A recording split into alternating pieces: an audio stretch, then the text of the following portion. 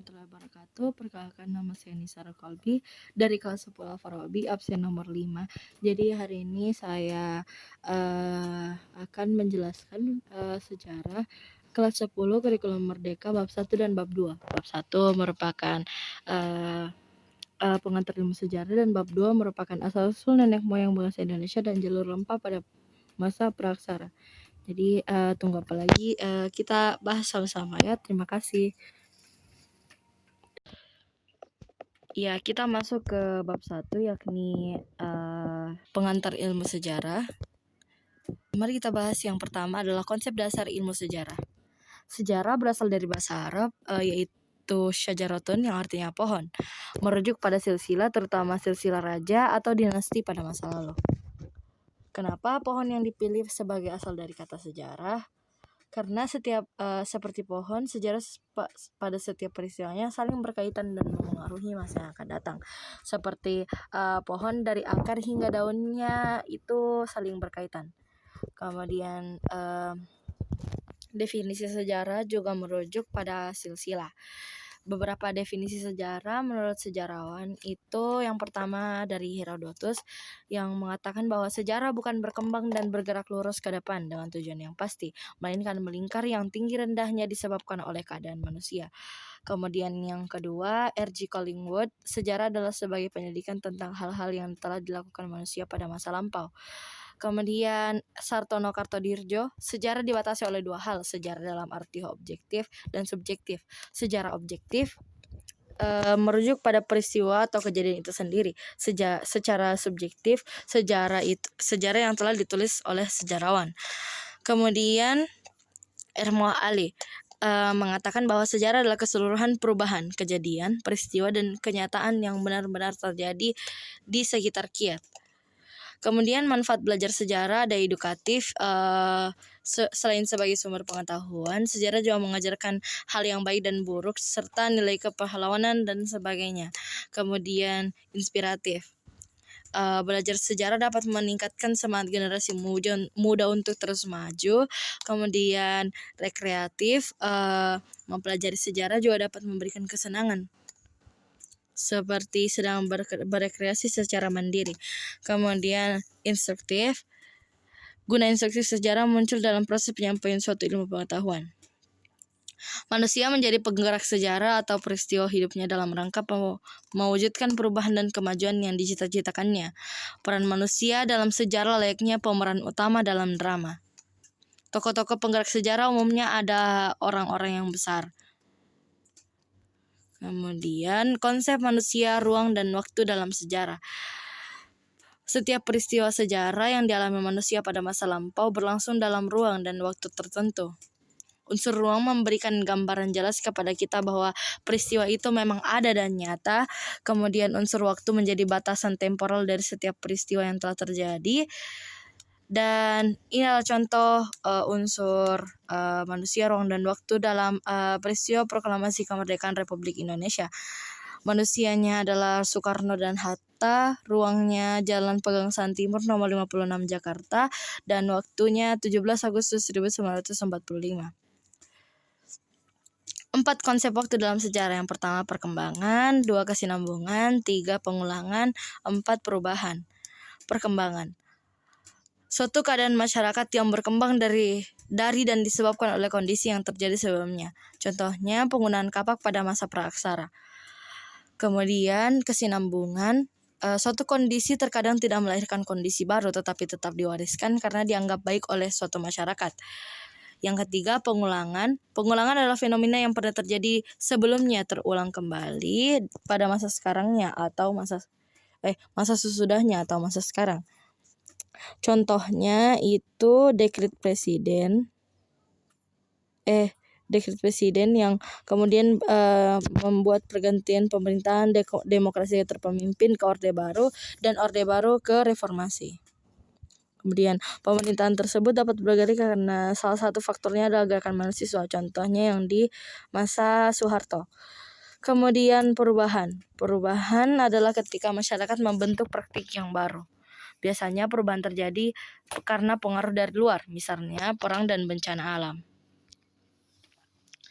Kita masuk di berpikir diakronis dalam sejarah. Diakronis berasal dari bahasa Yunani yakni dia artinya melintas dan kronos artinya waktu.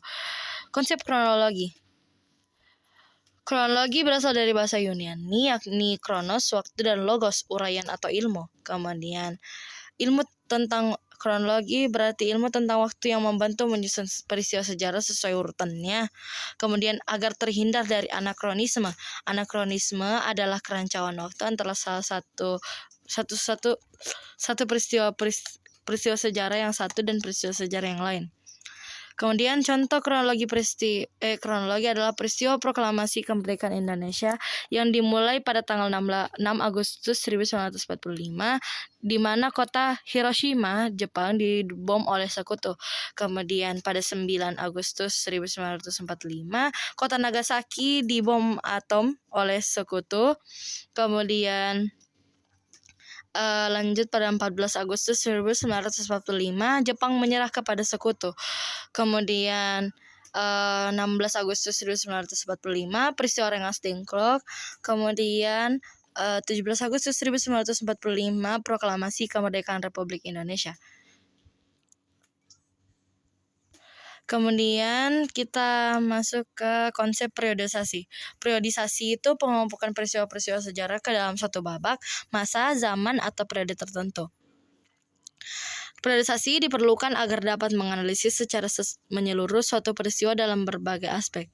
Contohnya periodisasi sejarah Indonesia yang dimulai pada prasejarah, masa Hindu-Buddha, masa Islam, masa kolonialisme, masa pendudukan Jepang, masa revolusi, masa Orde Lama, masa Orde Baru, dan kemudian masa reformasi yang dimulai pada tahun 1998 sampai sekarang. Kemudian berpikir sinkronik dalam sejarah. Pengertian sinkronik berasal dari bahasa Yunani yaitu sin yang berarti dengan dan kronos, waktu. Menurut KBBI, segala sesuatu yang bersangkutan dengan peristiwa yang terjadi pada suatu masa. Ciri-ciri sinkronik yang pertama, mengkaji peristiwa sejarah yang terjadi pada masa tertentu, menitikberatkan kejadian peristiwa pada pola-pola, gejala, dan karakter. Kemudian bersifat horizontal, tidak ada konsep perbandingan. Cakupan kajian lebih sempit dari diakronik, kajiannya sistematis, dan sifat kajian mendalam. Perbedaan berpikir sinkronik dan diakronik. Ini yang sinkronik, penulisan ilmu sosial melebar dalam ruang atau sinkronik. Kemudian penulisan sejarah memanjang dalam waktu atau diakronik. Kemudian kita masuk di B, penelitian sejarah, penulisan sejarah, dan keterkaitan sejarah dengan teori sosial. Setiap penelitian sejarah menggunakan metode sejarah. Metode sejarah adalah proses menguji dan menganalisis secara kritis sumber sejarah untuk menghasilkan gambaran yang benar tentang suatu peristiwa. Langkah-langkah penelitian sejarah: yang pertama, pemilihan topik. Kedua, heuristik. 3, kritik. 4, interpretasi. 5, historiografi. Kemudian beberapa sumber sejarah. Ada berdasarkan sifat atau kedudukannya, dan ada juga yang berdasarkan bentuknya. Berdasarkan sifatnya, yang pertama sumber primer dan yang kedua sumber sekunder. Sumber primer terbagi dua lagi. Sumber primer adalah sumber yang dituliskan atau dikisahkan oleh orang yang menyaksikan, mendengar, atau mengalami langsung peristiwa tersebut. Seperti yang tadi dikatakan, sumber primer itu terbagi dua lagi. Yang pertama sumber primer kuat, yang kedua sumber primer kurang kuat atau sezaman. Sumber primer kuat adalah naskah dekrit Presiden 5 Juli 1959, dan contoh sumber sezaman adalah koran-koran pada masa dikeluarkannya dekrit Presiden 5 Juli 1959.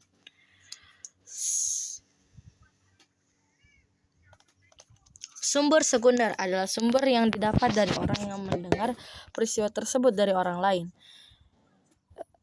Kemudian sumber sejarah berdasarkan bentuknya ada tulisan, lisan, dan benda.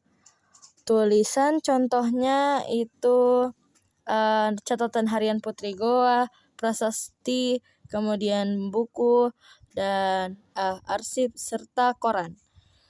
Sumber lisan adalah keterangan lisan yang diperoleh dari pelaku dan saksi sejarah. Kemudian sumber benda itu sumber bentuk artefak atau fosil atau hasil budaya yang ditemukan di suatu tempat. Kemudian perkembangan historiografi. Pertama ada historiografi tradisional. Ciri-cirinya Eastern sentris, supranatural, mitos, dan genealogi.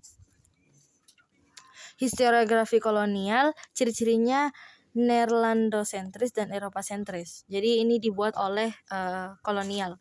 Kemudian historiografi modern, ciri-cirinya menggunakan metode penelitian sejarah dan tidak melulu bercerita tentang tokoh besar.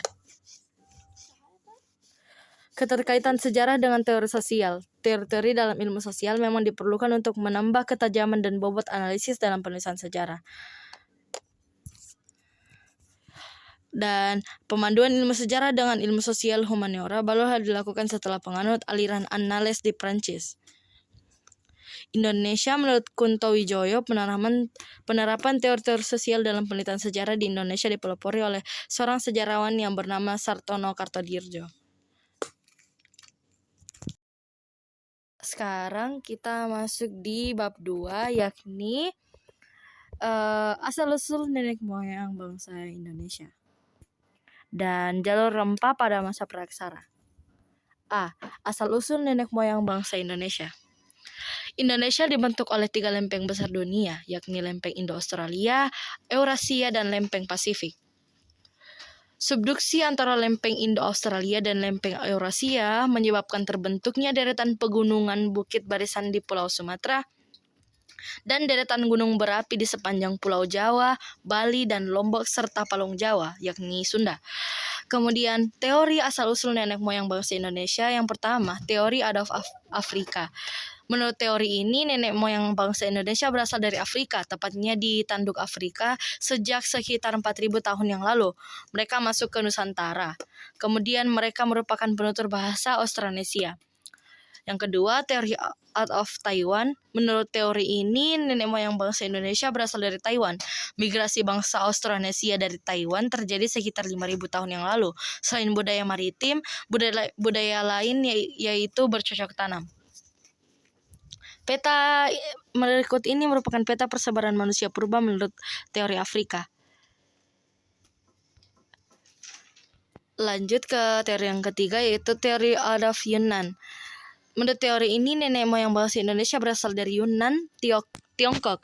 Ada 3 gelombang migrasi manusia dari Yunnan ke Indonesia, yaitu bangsa Melanosoid, Proto-Melayu, dan Deutero-Melayu. Yang keempat, teori Nusantara. Menurut teori ini, asal-usul bangsa Indonesia adalah dari Indonesia itu sendiri. Orang Indonesia merupakan keturunan Homo soloensis dan Homo wajakensis. Nah, kita masuk ke manusia purba di Indonesia. Yang pertama ada Meganthropus paleojavanicus, yang kedua Pithecanthropus erectus, dan 3 Homo sapiens. Yang pertama, Meganthropus paleojavanicus. Fosil Meganthropus paleojavanicus ditemukan oleh G.H.R. von Guenigswald antara tahun 1936 sampai 1941 di Sangiran, Jawa Tengah. Hasil penelitian lebih lanjut menggolongkan manusia purba ini ke dalam Homo erectus. Meganthropus adalah nama umum yang digunakan untuk fosil-fosil geraham dan tengkorak berukuran besar yang ditemukan di Sangiran, Jawa Tengah. Namun kini nama genus Meganthropus dipandang keliru. Para ahli kini menyebutnya dengan Homo erectus paleojavanicus karena dipandang masih memiliki hubungan dengan Homo erectus. Ciri-ciri Meganthropus paleojavanicus. Yang pertama, tulang pipinya tebal, kemudian otot kunyahnya kuat, tonjolan keningnya mencolok, tonjolan belakang tajam, tidak memiliki dagu, perawakan tegap, dan memakan tumbuhan. Kemudian yang kedua, kita masuk di Pithecanthropus erectus. Fosil Pithecanthropus erectus pertama kali ditemukan oleh Eugene Dubois pada 1891 sampai 1892 di Trinil, Ngawi, Jawa Timur. Pithecanthropus erectus berarti manusia kera yang mampu berdiri tegak dan lurus. Pada perkembangan selanjutnya, Pithecanthropus erectus dimasukkan ke genus Homo yang kemudian dinamakan Homo erectus erectus. Kemudian ciri Pithecanthropus erectus yang pertama, tinggi badannya berkisar antara 165 sampai 180 cm, gerahamnya besar, rahangnya kuat, tonjolan keningnya tebal, kemudian dagu belum ada, hidung lebar, dan volume otak berkisar antara 750 sampai 1300 cc. Yang ketiga, Homo. Ada beberapa manusia purba jenis ini, yaitu Homo wajakensis dan Homo florensis. Temuan fosil manusia modern awal yang paling tua di Indonesia adalah fosil Homo wajakensis. Fosil tengkorak manusia wajak ditemukan pertama kali oleh B.D. van Rietschoten di Campur Darat, Jawa Timur 1889. Ciri-ciri Homo wajakensis atau manusia wajak. Ciri-ciri Homo wajakensis atau manusia wajak antara lain sebagai berikut. Tinggi badan sekitar 170 cm, volume otak sekitar 1550 cc sampai 1650 cc, bermuka dan berhidung lebar namun rata. Rahang bawah dan gigi berukuran besar. Ya, sudah diwakili sama orang itu. Terima kasih. Kemudian yang selanjutnya ciri-ciri Homo florensis. Yang pertama, tinggi maksimal 106 cm dan volume otak sekitar 380 cc. Oleh karena ukuran tubuhnya yang mungil, Homo florensis dikenal juga dengan hobbit, manusia kerdil dalam trilogi film The Lord of the Rings. Kemudian corak kehidupan manusia zaman praksara. Berdasarkan corak kehidupannya, periodisasi masyarakat Indonesia dapat dibedakan menjadi 3, yakni masa berburu, mengumpulkan makanan, berburu dan mengumpulkan makanan, masa bercocok tanam, dan masa perundagian. Masa berburu dan mengumpulkan makanan itu ada dari hasil kebudayaannya. Pertama ada Paleolitikum dan Mesolitikum. Pada masa Paleolitikum berlangsung sekitar 600.000 tahun yang lalu, dan manusia purba yang hidup di masa ini yakni Pithecanthropus, dan Homo sapiens. Pada masa Paleolitikum, manusia purba hidup nomaden dan berkelompok dengan jumlah 10-15 orang dan telah mengenal konsep primus inter pares. Nomaden itu berpindah-pindah. Kemudian benda hasil kebudayaannya berupa alat batu yang masih kasar. Benda-benda hasil kebudayaan dibagi menjadi 2 kebudayaan, yakni Ngadong dan Pacitan. Ini contoh peninggalannya yakni flakes, alat-alat tulang, alat-alat serpi batu, kemudian kapak perimbas. Mesolitikum berlangsung sekitar 10.000 sampai 2.500 tahun yang lalu. Kemudian benda hasil kebudayaannya berupa batu yang salah satu sisinya dihaluskan. Kemudian manusia yang hidup itu ras Austromelanesoid dan ras Mongoloid. Pada Mesolitikum itu mulai menghasilkan sampah dapur, kemudian dikenal dengan peradaban abris, Sausroche, dan semi-sedenter. Kemudian sudah mulai mengenal cocok tanam dengan teknik slash and burn. Ini contoh peninggalannya yang pada masa Mesolitikum itu sudah bisa membuat api. Kemudian ini joken modingat, ini sampah dapur, kemudian lukisan dinding goa dan kapak Sumatera. Nah, kita masuk di masa bercocok tanam. Pada masa ini, Nusantara kedatangan bangsa Proto-Melayu yang berasal dari Yunnan, wilayah Tiongkok bagian selatan. Mereka membawa tradisi bercocok tanam dan kebudayaan baru yang disebut budaya Neolitik atau batu muda. Pada zaman Megalitikum atau batu besar berbeda dengan masa batu lainnya karena tidak dapat dimasukkan dalam kelompok periodisasi praksara Indonesia. Istilah megalit berasal dari kata mega yang berarti besar dan litos yang berarti batu. Ciri khas masa ini adanya benda kebudayaan berbentuk batu-batu besar yang dibangun dengan tujuan tertentu. Ini contohnya peninggalan zaman Megalitikum. Yang pertama ada menhir yang digunakan untuk pemujaan kepada roh nenek moyang. Punden berundak, bangunan tempat pemujaan kepada roh nenek moyang yang dibuat dalam bentuk bertingkat-tingkat. Kemudian sarkofagus, tempat untuk menyimpan jenazah. Dolmen, meja batu, tempat meletakkan sesaji. Waruga, kubur atau makam leluhur orang Minahasa yang terbuat dari batu dan terdiri dari 2 bagian. Kemudian arca batu, pemujaan terhadap roh nenek moyang. Kemudian masa Neolitikum berlangsung sekitar 1500 sebelum Masehi, sudah mulai mengenal sistem barter. Benda hasil kebudayaan merupakan alat batu yang sudah mulai dihaluskan pada kedua sisi, menetap di desa-desa kecil dalam komunitas petani. Dan yang berada di sini tuh bangsa Melayu Proto Melayu atau Melayu tua. Nah, ini peninggalannya barang-barang obsidian, gerabah, perhiasan, kapuk lonjong, mata panah, dan beliung persegi. Kemudian kita masuk di masa perundagian. Pada masa ini Nusantara kedatangan bangsa Deutero Melayu atau bangsa yang terampil dalam membuat alat-alat dari logam. Bukti tertua artefak besi dan perunggu di Indonesia terjadi dalam kurun waktu yang bersamaan, yakni 500 sebelum Masehi. Artefak besi yang lain ditemukan di dalam kubur batu Wonosari, Yogyakarta, Besuki, dan Punung, Jawa Timur. Masa perunggu di Indonesia ditandai dengan penemuan nekara, kapak corong, arca, perhiasan, dan senjata. Nekara dapat dibedakan menjadi dua, yakni tipe pejeng dan tipe heger. Ya. Kemudian pengaruh kebudayaan Dongsong. Kebudayaan Dongsong terletak di wilayah lembah Song Hong, Sungai Ma, Teluk Tongking, Vietnam, dan berkembang pada 1500 sampai 500 sebelum Masehi. Puncak dari kebudayaan perunggu dan munculnya artefak dari besi di Vietnam. Negara perunggu didatangkan ke Indonesia setelah 200 sebelum Masehi. Negara Dongsong termasuk tipe Heger 1, masuk ke wilayah Indonesia melalui jalur semenanjung Malaya yang dibawa oleh bangsa Austronesia. Pengaruh kebudayaan Sahuin dan Kalanai. Kebudayaan Sahuin, kebudayaan gerabah Vietnam yang menyebar hingga ke Indonesia, berkembang sekitar 600 sebelum Masehi di wilayah Vietnam bagian utara. Ciri kebudayaan Sahuin terlihat pada pola gerabah, yakni pola geometri dan pengolesan dengan warna merah dan putih. Kebudayaan Kalanai berkembang di Filipina pada abad 5 sebelum Masehi dan menyebar ke Indonesia saat masyarakat memasuki tahap perundagian. Nilai-nilai budaya masyarakat praksara yang masih bertahan.